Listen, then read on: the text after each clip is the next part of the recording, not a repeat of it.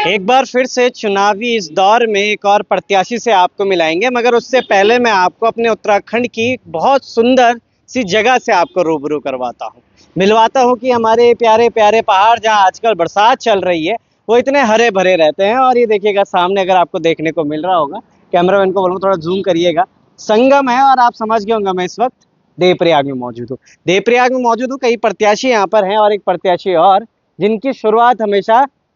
जय बद्री विशाल परशुराम से शुरू होती है। तो आपको सबसे पहले मैं स्वागत करता हूँ सीताराम भाई, किसी परिचय के मोहताज नहीं है, अपने लाइव सेशन से सबको हिला देने वाला सीताराम भाई आज क्षेत्र पंचायत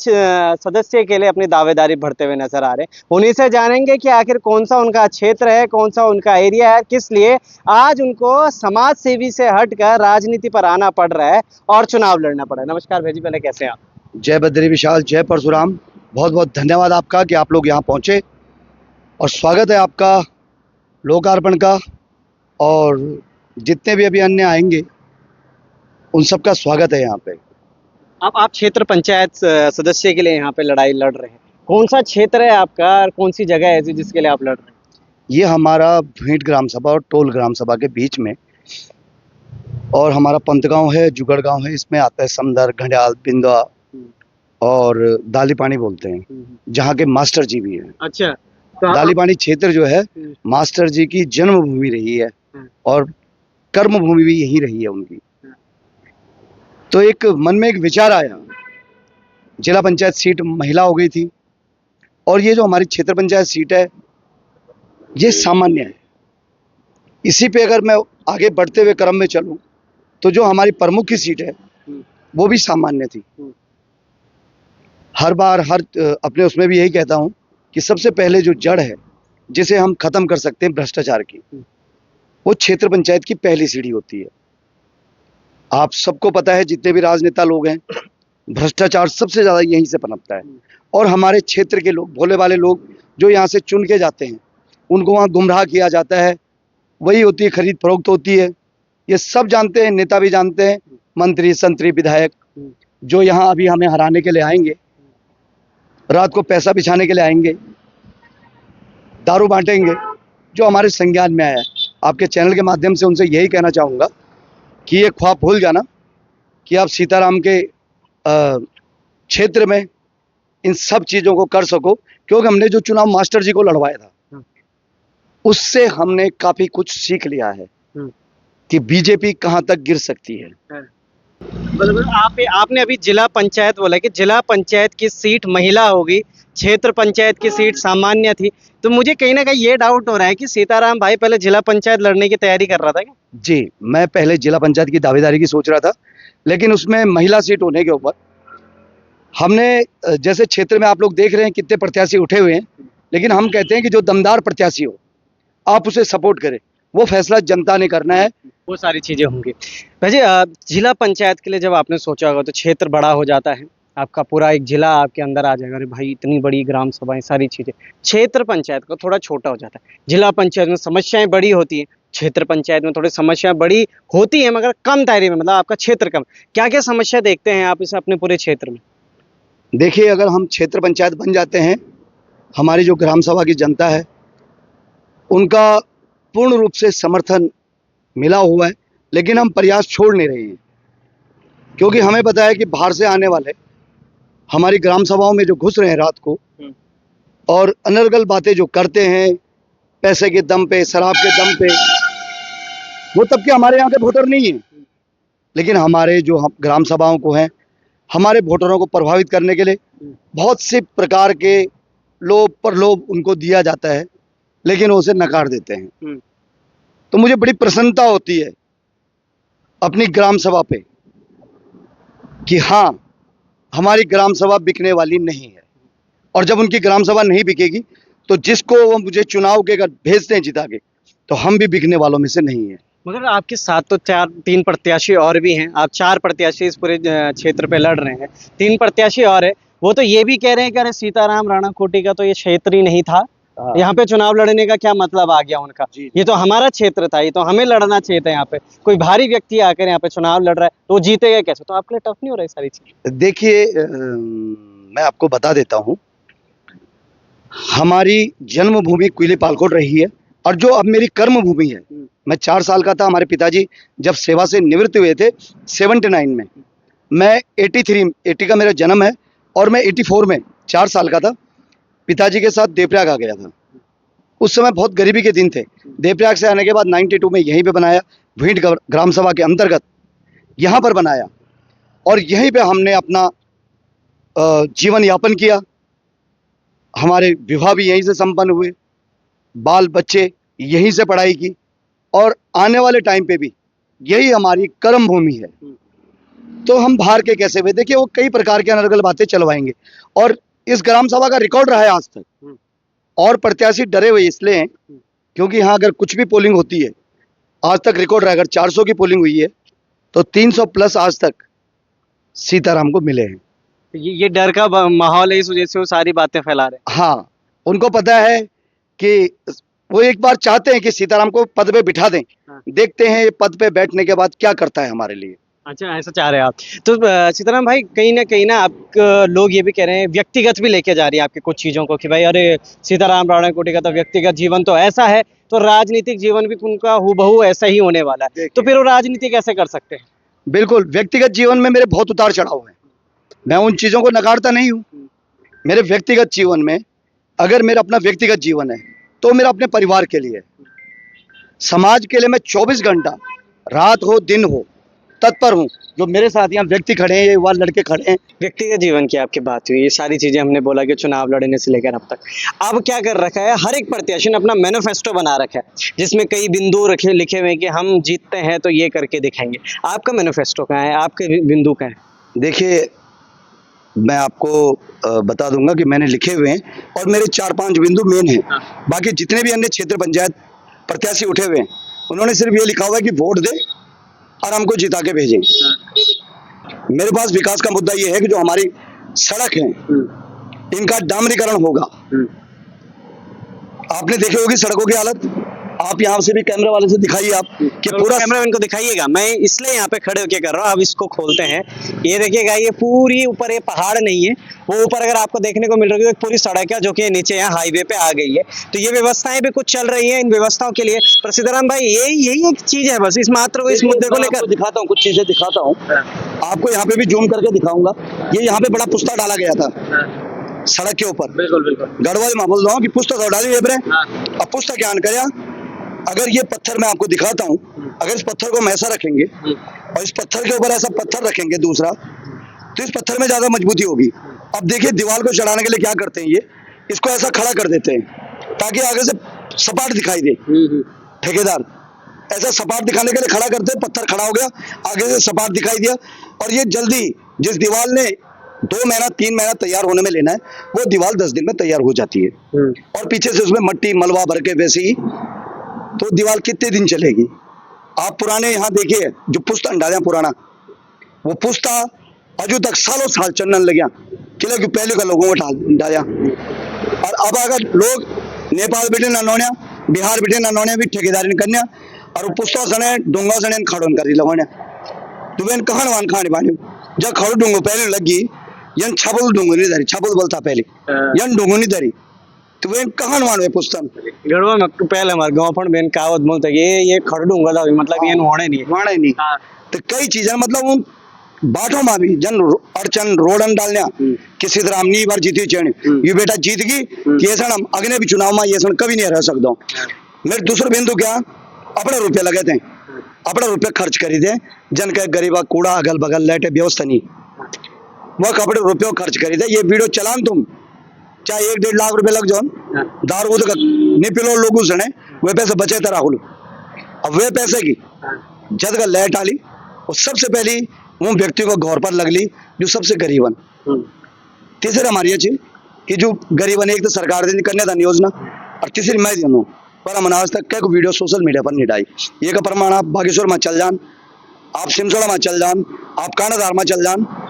और आप लोग दनाड़ा में चल जान, जो बीजेपी का भी कार्यकर्ता रहे हर्षपाल कोहली जी, उनके ग्राम सभा में भी मैं कन्यादान करें, हर्षपाल कोहली जी पता दुई नौनी का, लेकिन हम उनका कि सोशल मीडिया मानी डाई। क्या हमारे कैबिनेट मिनिस्टर रहे सुबोध भाई, सीवित करता महेंद्र गुसाई रहे, सीवित कर सके, जो आज अन्य प्रत्याशी ने उठिया जो इधर रुपये फोकड़िया मैंने कहा नो नहीं लान जिधर रुपये फोकने भी कर सकता था आज हम वोट मांगने जरूरत नहीं पड़ने थे। मैं जो था बड़ी ग्राम सभा में सिर्फ एक ही बार गए माते भीड़ ग्राम सभा में सिर्फ ये बोली कि जय बद्री विशाल ख्याल रखें तो वो बोले कि बेटा चल इबार जानते पर हाँ भेज ही देना बने थे बने थे। तो ये सारी चीजें आप मतलब अपने मुद्दों को लेकर सामने, आखिर एक अपील अगर करना चाहें आप अपनी जनता से, चंद दिन रह गए, दिन भी क्या कहेंगे, कुछ घंटे भी कह सकते हैं, हाँ अब रह गए हैं चुनाव के 48 घंटे भी नहीं रहे हैं पूरे, भी हम उनको भी नहीं गिन सकते, क्या कहेंगे? देखा अगर आप लोग बारी हर चीज छोड़ी थे कि फलाणु भी उठी हूँ अलाणु भी उठी हूँ और आप सन भी पता मैं क्षेत्र का बाना हमेशा संघर्ष रही हूँ। भैरा का एक आप लोग ही भरपूर पट्टी में एक भी मुसलमान कबाड़ी नहीं है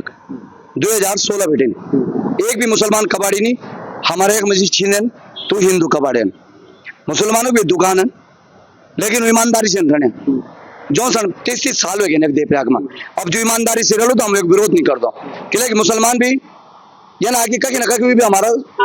क्षेत्र को एक अंग चाहिए, ठीक है ना। हाँ अगर बदतमीजी कर दें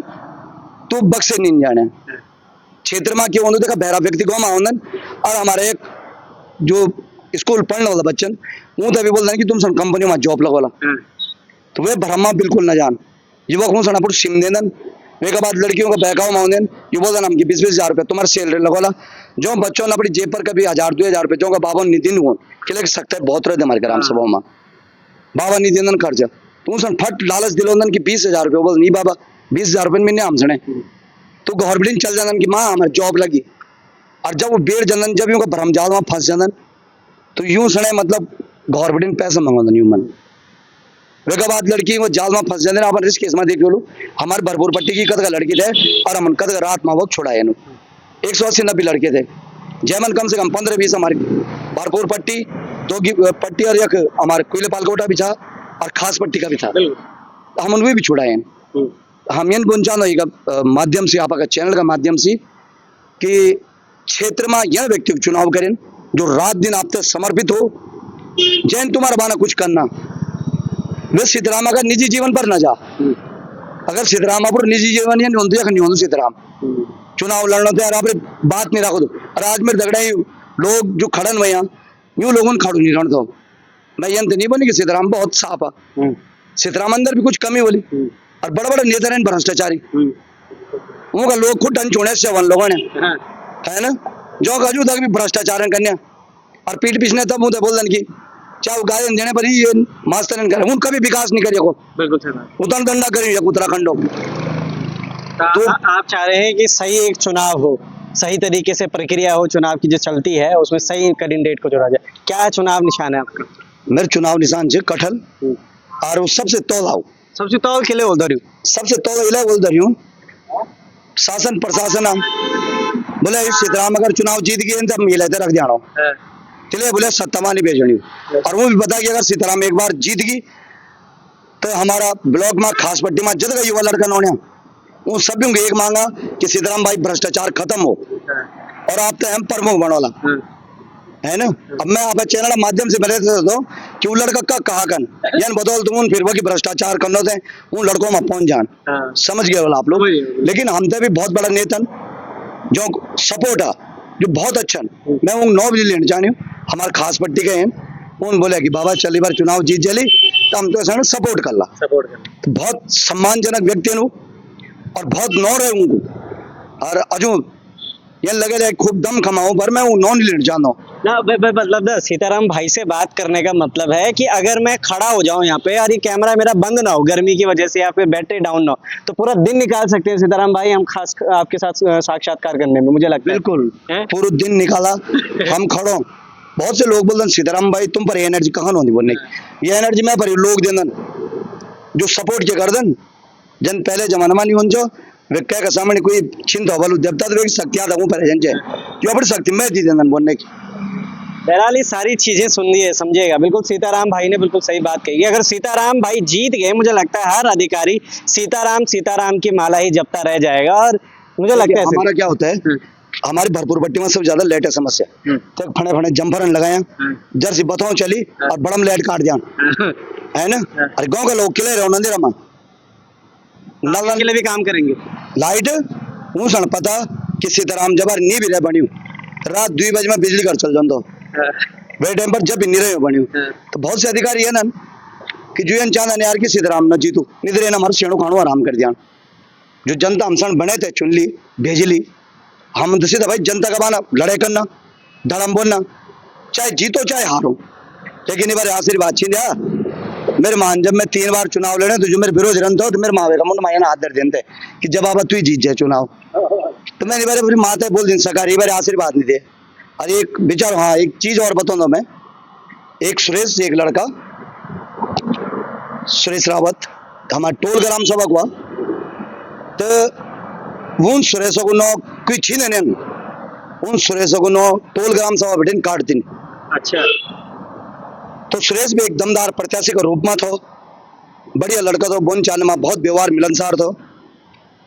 तो वे को नो जैन भी काटी बोलूं ये चुनाव के बाद वे को खुलासा बोलूं अच्छा मतलब आपने सारे सब कुछ सेट करके रखा हुआ है कि मैं सेट करके और मैं ये भी बोल रहा हूँ वह पर जो अधिकारी पकड़े जाला हाँ, और चाहे ग्राम सभा व्यक्ति अगर पकड़ेगी बेमा हाँ, कि जैन सुरेश नो काटियो लोगों पूरा खानदानों नो काटियो 30-35 आदमी को नो पूरा काट दी और जो घर पर निरंजन अब वो बुरो में न मान उनकी मैं होते अमू का नो चढ़ाए तो जय व्यक्ति ने कार्य करी बोल वे सुरेश नो काटने को चाहे अन्यंत्र ग्राम सभा को हमारी ग्राम सभा को टोल ग्राम सभा को तो वो बेटा अगर पकड़ेगी वो लिप्त पाएगी तो तेल मोह से टिकट तैयार हूँ धरी ये चीज जरूर चलानी है मां